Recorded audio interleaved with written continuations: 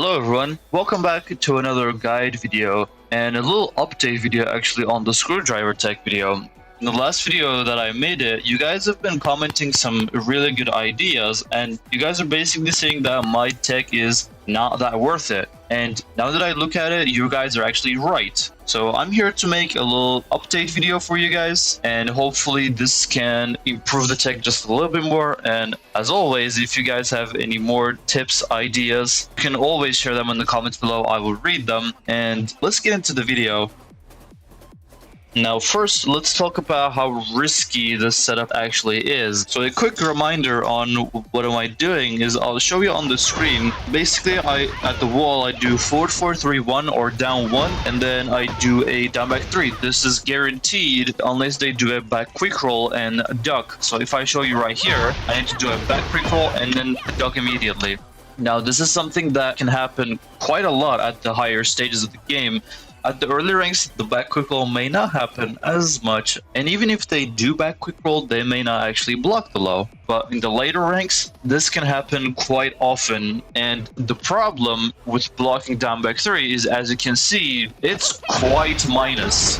If I duck this, it says minus 11, but it's actually wrong because she's in the stance. It's actually minus 19.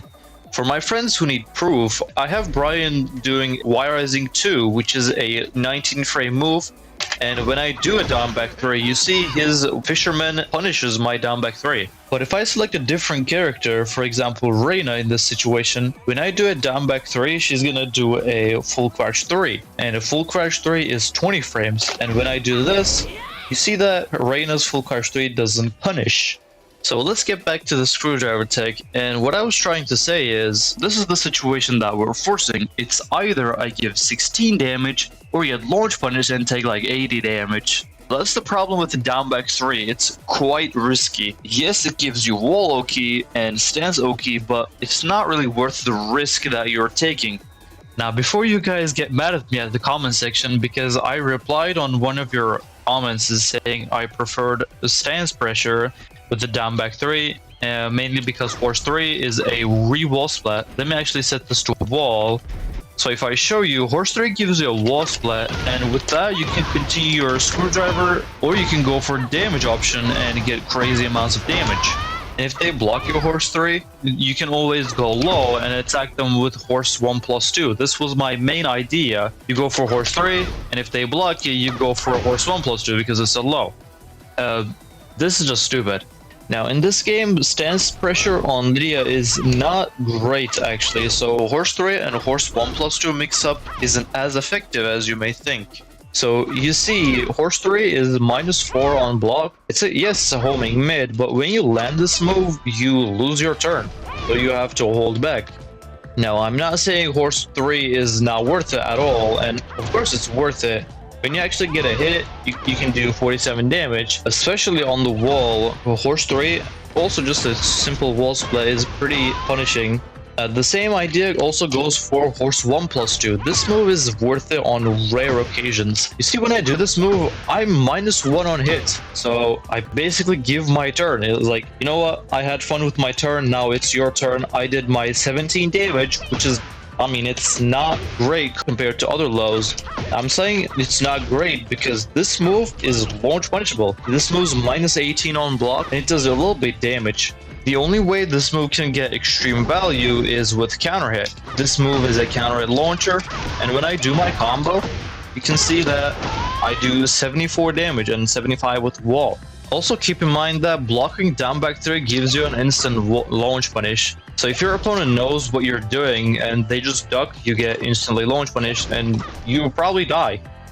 So yeah, my monkey brain wanted to make stance pressure work, but it just doesn't work.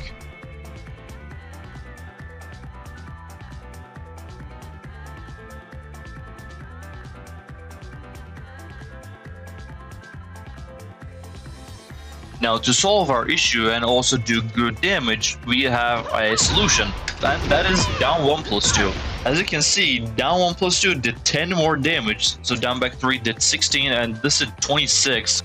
This one was actually not launch punishable. As you can see, it's only -13, so the only real way you'll actually get launch punished is from Kazuya's twin pistons. Okay, so now we know that down 1 plus 2 is safer compared to down back 3. And now, let's talk about how effective this is. So when we talk about how effective this is, we're gonna have to look at two situations. The first situation is when your opponent doesn't back quick roll, and the other situation where they do back quick roll. If you hit your opponent that doesn't back quick roll, after the down 1 plus 2, they will mostly do a tech roll. Tech roll can actually mess up some moves that you cannot spam and hit. And I say spam because you can of course sidestep towards the opponent to realign yourself. When you try to spam down for 2, it actually misses. But when I spam back 1, I can actually hit my opponent. So I'm gonna give you guys some examples on which move you can use to catch your opponent's tech rolls without realigning yourself. Also, keep in mind that these moves you can use can cover both tech rolls, so you don't have to worry if your opponent is gonna tech roll left or right. And let's look at the first move that I want to tell you, and that is back 1. Like you saw 2 seconds ago, this can cover your opponent's tech roll options. If your opponent decides to press after they block back 1, you can interrupt them easily because it's +2. Next up is down forward 4-3. This move's pretty strong. As you can see, when my opponent blocks it, it's +8 on block. But keep in mind that this move is a high, so your opponent can tech roll and duck this move. Next up is down forward 4-4. This move is also pretty great. It's +7 on block, and it forces crouch actually. Just like down forward 4-3, this move is also a high, so your opponent can duck this as well. Next up is forward 4-2. This move gives you access to horse stance, so if you want to go for a horse mix-up, this move is doing a great job for that. You can also power this move up with running 2. It doesn't change the frames or anything, it just adds extra damage on hit. Next up is running 1. This move is +6 on block. Same with down forward 4-4 and down forward 4-3. This move is a high, so your opponent can duck this and punish you. However, on heat, this move gives you access to heaven and earth, and if your opponent blocks this, you can go for your heaven and earth mix-up.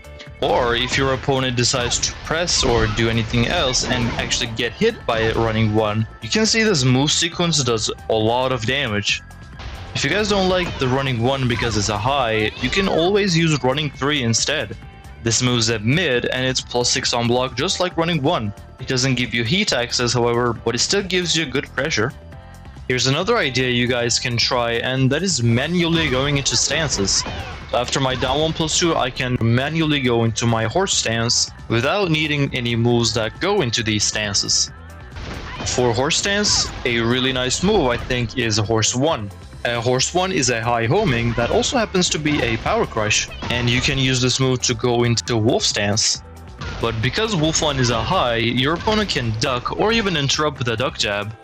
Another really nice move from horse stance would be horse 4. This move is way better than horse 1 when we compare stance pressure.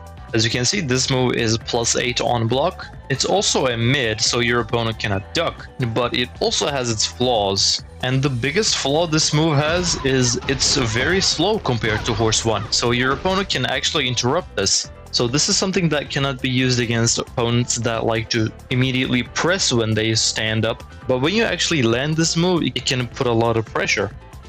Now let's look at cat stance, and if I'm honest with you, I didn't find any amazing moves in cat stance. There are good options you can choose if you want to go into cat stance, and if I would have to name one, I think that would be cat 4. Not the second extension, just cat 4, which is +8 on hit, and it goes to wolf stance. But keep in mind that this move is -14, so you don't want to use this every time. If you think your opponent is gonna block your low, you can always go for cat 1. Cat 1 isn't the greatest on block, but it's -8, so it's completely safe. It doesn't give you any advantage, but you can always use this move to catch your opponent ducking. For my friends that think cat 1 plus 2 is a good idea because it goes to stance pressure, sadly this move is -11 on block, so you can actually get punished by it if you try to use it. Alright, now let's look at wolf stance. Now because you need to go to wolf from another stance, everything you do in this stance is interruptible. Even your fastest move, which is wolf 2, is interruptible by your opponent. So when I do these moves, we have to assume that our opponent holds back or doesn't try to interrupt us. So first let's look at wolf 1. This move is a nice mid and it's +2 on block. You can also hold to charge this move, and when you hold it, this move turns into a +7 on block. And on heat, this move also goes to Heaven and Earth, and you can do your Heaven and Earth mix-up from this move as well. So this is what happens when they eat the charged version of Wolf 1. Just a simple combo idea. Things can get pretty nasty. If they eat the non-charged version, this guarantees an Heaven and Earth 1, which does quite a lot of damage. Up next is Wolf 4. This move is a really nice low mix-up. Instead of Wolf 1, you can go for Wolf 4 to catch your opponent that's not ducking.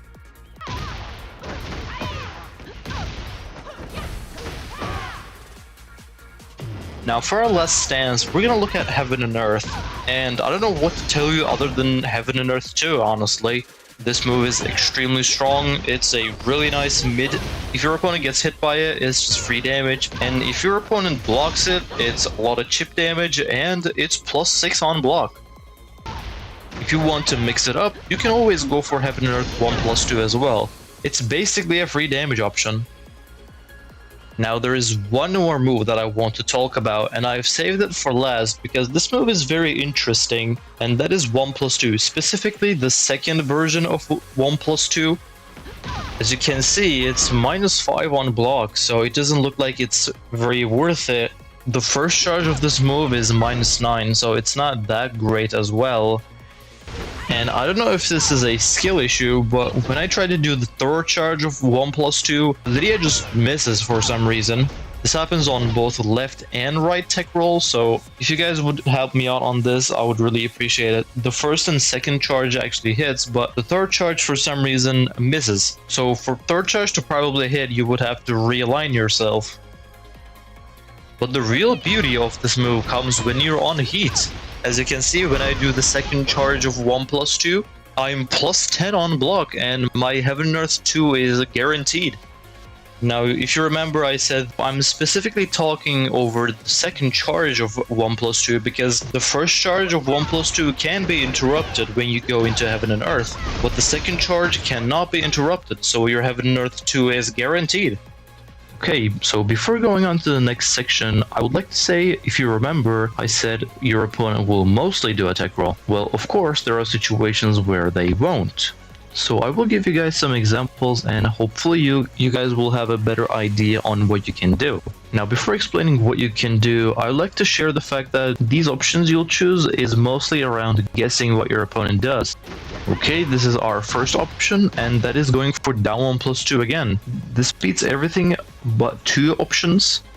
The first option is when they side roll, and the second option is when they hold down back to block your low. But other than that, you can do this move just fine. To counter your opponent's side rolls, your down back 3 is a nice counter for it. This move can beat everything what down 1+2 did beat, plus the side roll. It still can be blocked by your opponent if they press down back when they get hit by the first down 1+2, but like I said, this is mostly a guess option. Now, against opponents that want to block, back 1 can be your option to choose, or honestly any mid of your choice can be your option. If your opponent wants to duck, maybe your option could be a 4-4-2 on heat to activate your Heaven and Earth, and the list can go on. You can name any mid of your choice to counter your opponent's ducks. But keep in mind that these mid options you choose die to opponents that wants to either stay on the ground or do a side roll.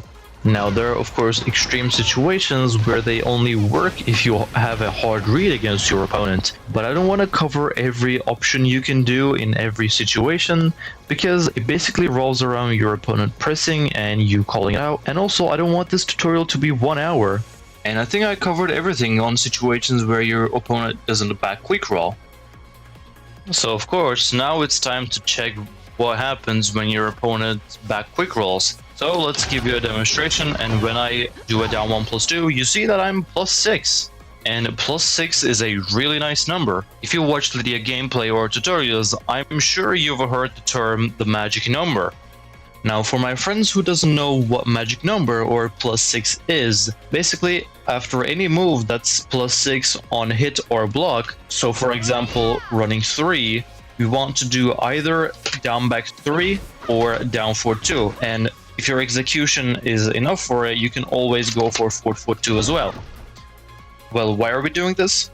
Because after my running 1, when I do a down back 3, which is a 16 frame move and it trades with a jab, you saw that I'm plus 14 on hit, which is something very serious, and that gives me a guaranteed political swap.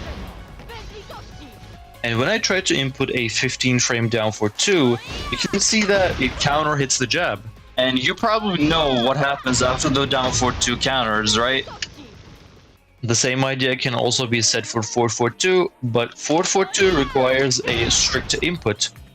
What makes forward 2 harder compared to down forward 2 is down forward 2 can be buffered. You can see I can mash down forward 2 and still get the move, but I can't do the same with forward 2. I have to actually do the input. You see that I did the first forward a little bit early, so I messed up the input. And as you can see, if you do it late, you can actually get a trade.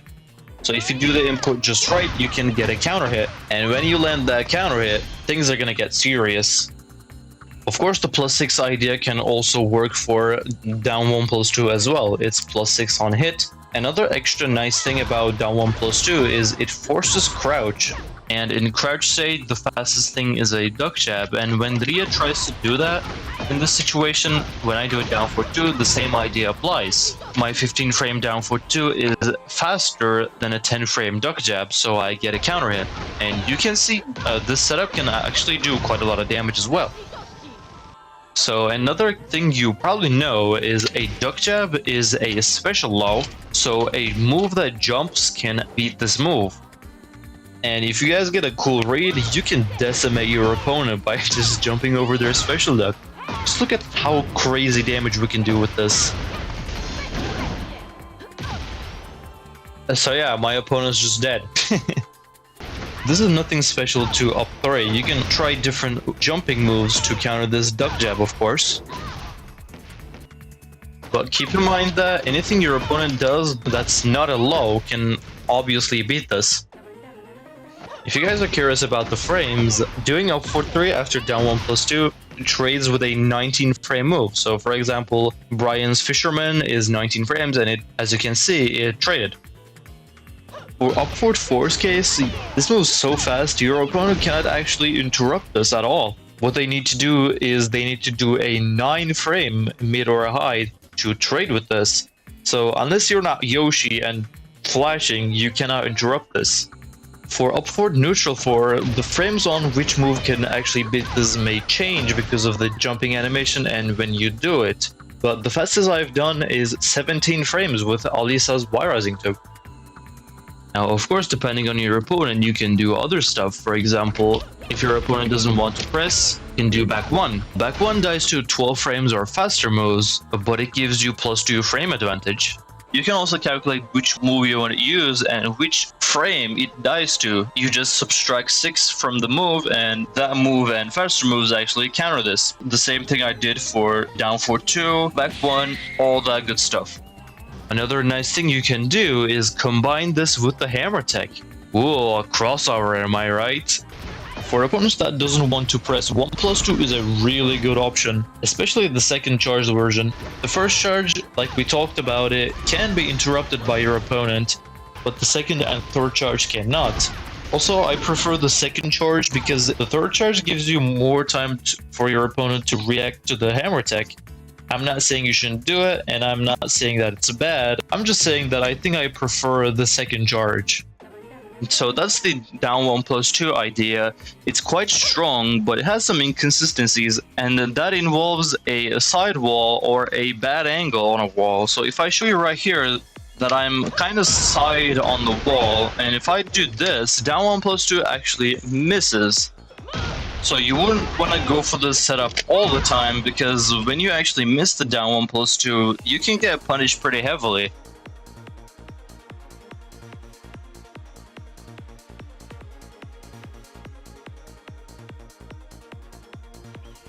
Now let's look at another idea that you guys shared with me, and that involves down 4-4-4.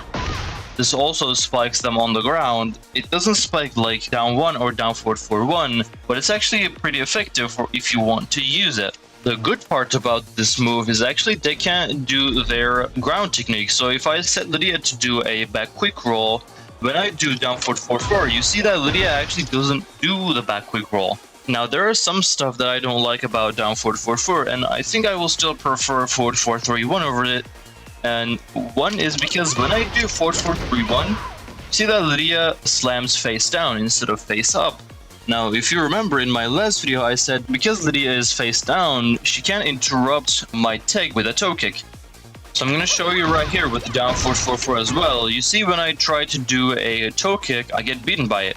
Now, you may ask, wait, what if I predict that my opponent's going to do a toe kick and I act accordingly? So, for example, I want to do a low parry, this re-wall splat, so I can continue my pressure on the wall.